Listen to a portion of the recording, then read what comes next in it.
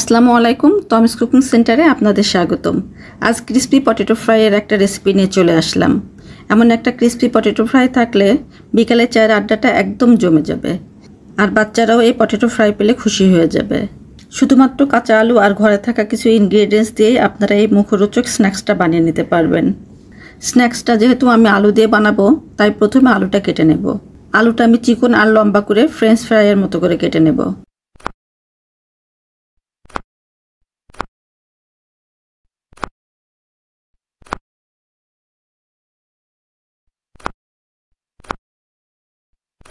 সব আলুগুলো আমি এমনভাবে কেটে নেব। এর থেকে চিকন বা মোটা করে কেটে নিলে ভাজার সময় টাইমটা একটু কম বেশি লাগতে পারে। সব আলুগুলো এখন কেটে নেওয়া হয়ে গেছে। এই কাটা আলুগুলো এবার ভালো করে ধুয়ে পানি ঝরিয়ে নেব। এবার একটা ব্যাটার রেডি করে নেব। তার জন্য একটা বাটিতে কিছু গমের আটা নিয়ে নিয়েছি।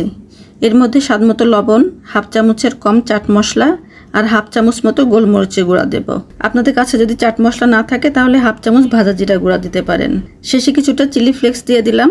চিলি ফ্লেক্সের পরিবর্তে শুকনো মরিচের গুঁড়াও ব্যবহার করতে পারবেন। এবার অল্প অল্প করে পানি দিয়ে একটা ঘন ব্যাটার বানিয়ে নেব।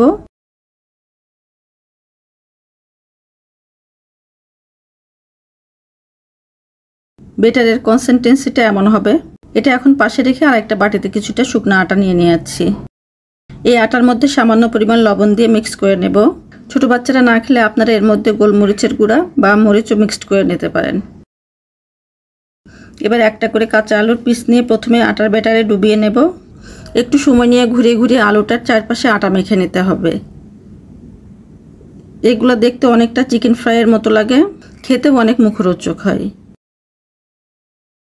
একে একে সব আলু টুকরোগুলো কোট করে নেওয়া হয়ে গেছে। এখন এগুলো ফ্রাই করে নেব। পটেটোগুলো ডিপ ফ্রাই করব, তার জন্য একটা প্যানে পর্যাপ্ত পরিমাণ সয়াবিন তেল নিয়ে নিয়েছি।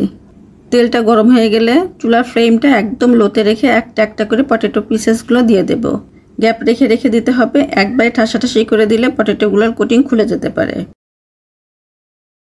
পটেটোগুলোর এক পাশ যখন ফ্রাই হয়ে যাবে তখন একটা কাঁটা চামচ দিয়ে উল্টে পাল্টে দেব, যাতে সবগুলো পটেটো ভালো মতো ফ্রাই হয়। আর ওয়েট করব অপর পাশটাও ভালো মতো ফ্রাই হবার জন্য।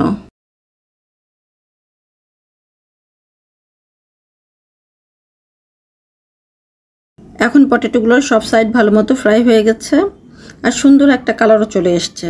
এবার একটা একটা করে তুলে নিয়ে স্ট্রেনারের উপর রাখবো, যাতে এক্সট্রা কোনো অয়েল না থাকে। এগুলো দেখে নিশ্চয়ই বুঝতে পারছেন কি পরিমাণ মুচমুচে বা কুরকুরে হয়েছে। যে কোনো সসের সাথে এটা পরিবেশন করতে পারবেন, খেতে খুবই মুখরোচক হয়। তো ভিউয়ার্স, আমার আজকের রেসিপিটি আপনাদের কেমন লাগলো অবশ্যই কমেন্ট করে জানাবেন। ভালো থাকবেন সবাই। আল্লাহ হাফেজ।